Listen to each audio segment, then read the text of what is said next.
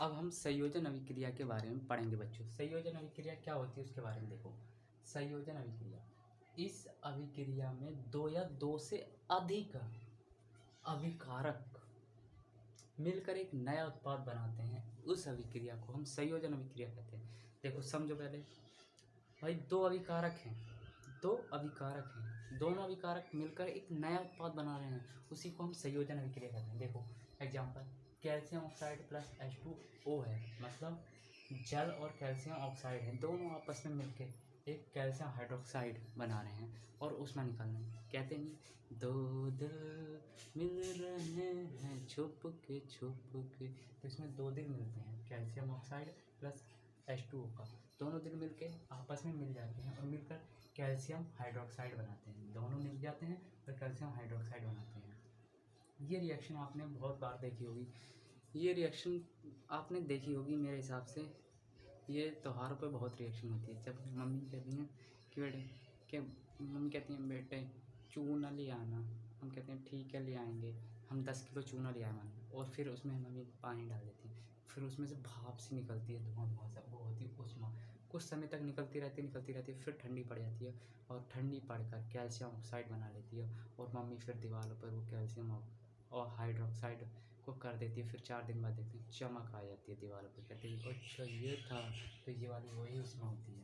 इसमें क्या होता है, दो अभिकारक मिलकर एक नया उत्पाद बनाए, तो उसी को हम संयोजन अभिक्रिया कहते हैं।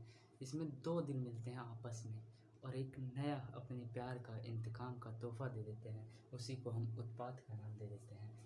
अब देखो वियोजन अभिक्रिया या अपघटन अभिक्रिया, इसमें क्या होता है, इस अभिक्रिया में जिसमें एक अभिकारक पदार्थ दो या दो से अधिक सरल पदार्थों में टूट जाता है तथा नए उत्पादों का निर्माण करता है, उस अभिक्रिया को हम वियोजन या अपघटन अभिक्रिया कहते हैं।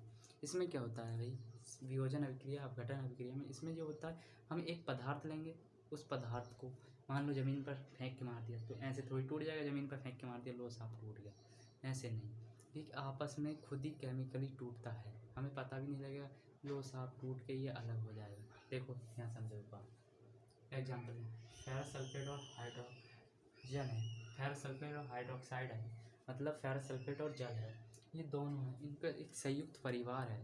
पहले संयुक्त परिवार होते थे, मतलब चाचा नाना दादा सब साथ में रहते थे, ऐसे ये सब साथ में रहते हैं, फिर धीरे धीरे बदलती गई दुनिया और टूटते गए ये संयुक्त परिवार।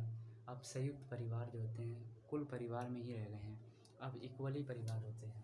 अब ये ऐसे ही इन दोनों के बीच बहुत ही लगाव होता है, FeSO4 और जल के बीच, मगर क्या करें खुदा की, पर क्या करें, ये वक्त की मार है और आपस में ये दोनों टूटकर अलग हो जाते हैं और नए उत्पाद को जन्म दे देते हैं।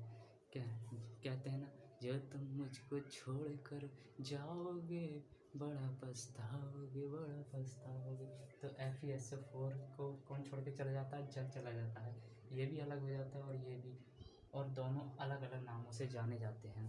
कहते हैं ना कि जब बिल्डिंग बनकर तैयार हो जाती है ना, तो वो अपने नाम से जानी जाती है, ना कि बनाने वाले के। तो सेम कंडीशन, ये अब अपने नाम से जाने जाएंगे, ना कि इन्हें जिससे टूट के आए हैं उससे नहीं। तो इसे हम कहते हैं कि उत्पाद, नया उत्पाद बन गया, फेरस सल्फेट और हाइड्रोजन। जैसे भोजन का पाचन, इसका एक एग्जाम्पल आपने देखा होगा, रोज़ खाना खाते हैं सब, तो पूरा निवाला ऐसे ही लिया भैया, गप से खा गए, ऐसे ही थोड़ी खाते हैं, उसे चबाते हैं बढ़िया करके, जैसे भाई एक छोटा सा निवाला लिया, फिर आराम से कुछ व्यक्ति तो ऐसे बहुत देर तक चबाते रहते हैं, ऐसे करते रहते हैं।